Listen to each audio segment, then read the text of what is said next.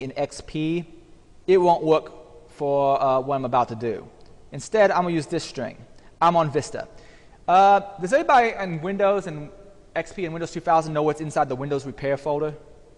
You have copies of your old SAM database, which contains hashes for your passwords on your local machine.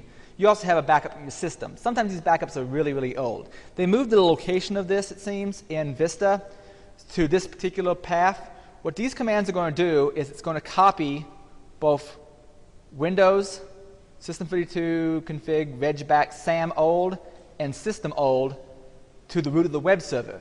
Once I have it there, I can download it. So I'm going to inject that. And what it did in the back end is basically it ran those copy commands. Now those particular files should be in a place where I can get to them.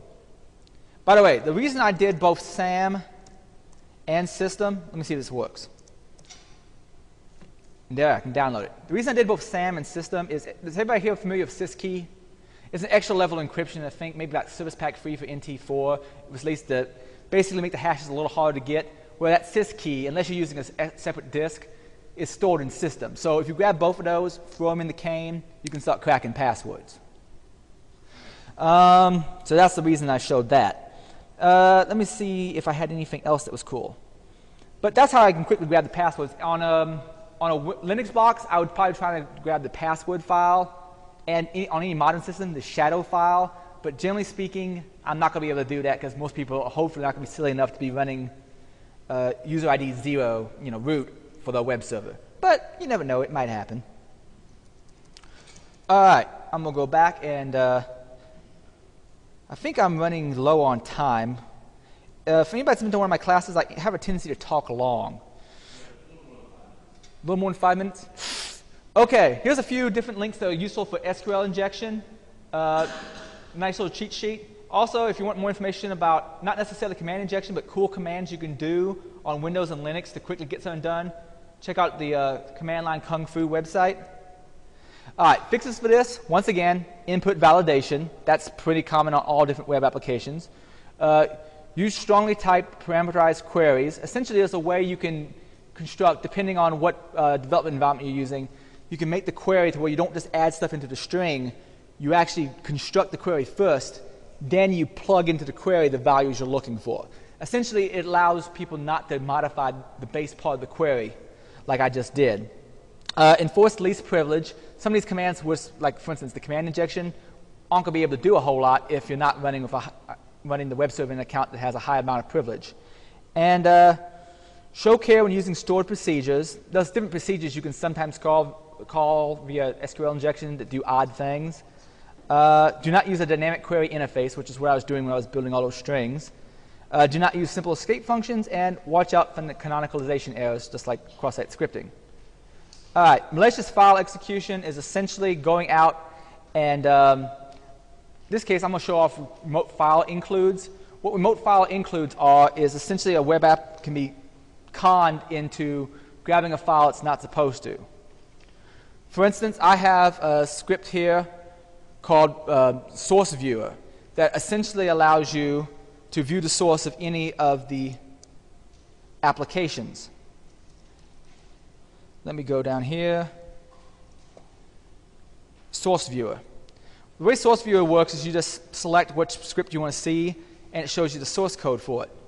But for my directory listing I did before, I know there's some scripts out there that aren't appearing in this list.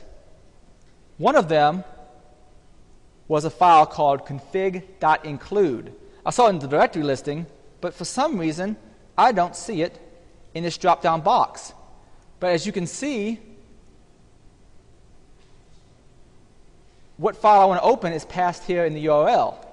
So I can just tell it the file name I want to grab is config.include, and since it's an include file, not a PHP file, it goes ahead and doesn't actually parse it on the server. It just sends it essentially as a text file. And you can see that config.include has the config information from my database backend. Now, that was just showing using Git, and hopefully most people know what the difference is between Git and Post. When you're submitting a form, you have Git, which basically tacks everything onto the URL. And then there's post, in which case the variables that you're submitting via the form are going in through the headers. So I'm going to back up, and let me see what I was going to show. Hey everyone, it's almost 1 o'clock, but if you want to keep going, you're more than welcome, and we have the room for the rest of the day. Okay. If you want to, it's 1 o'clock. I don't know if you're in your lunch hour, I just want to let everyone know, but if you want to keep going, Adrian, you're more than welcome. Okay. I'm very sorry about this. I can never time these things out properly. No worries, it's fine. I mean, I don't feel bad if anybody has to leave. Go ahead, I understand, and I'll have this video with the rest of it online eventually. But so it's okay to just go ahead and continue? yeah. Alrighty. Alright.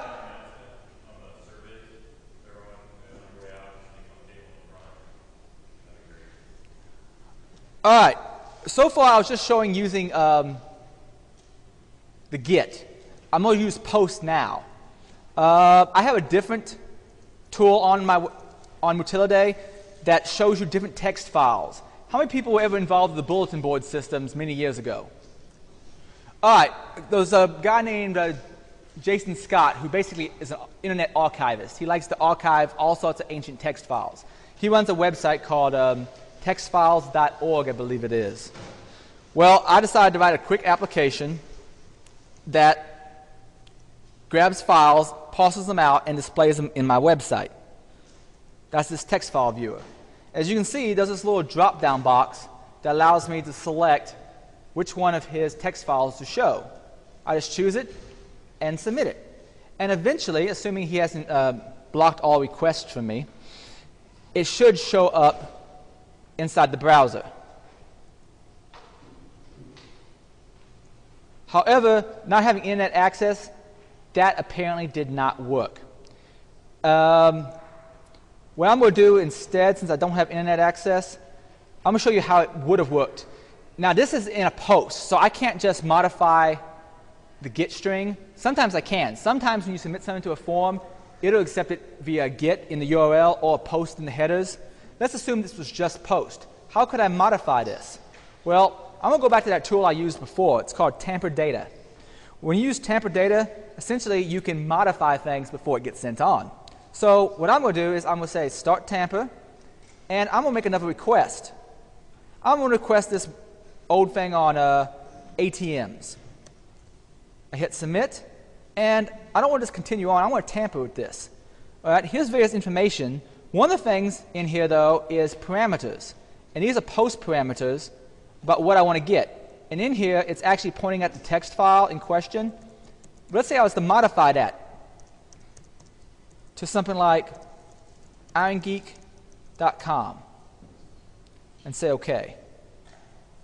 Well, it's probably not going to work in this particular case because I'm not connected to the internet, but instead of grabbing the file from Jason's website, it grabs the file from my website.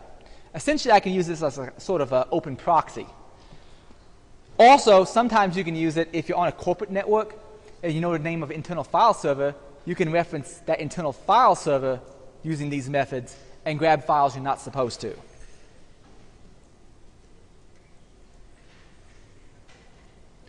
A couple other tools you can use for remote file includes, besides just tamper data, which is a simple Firefox plugin, does the Peros proxy, which is essentially you point your web browser to that proxy and allows you to spider the site, also allows you to modify requests, has a bunch of different features. Another one that's actually from the OWASP organization is WebScare. Both of those are worth looking at. I usually use tamper data just because it's relatively simple to get up and running and using. All right, fixes. Strongly validate user input. How many times have I said this one so far? Once again, using the accept known good strategy if you can.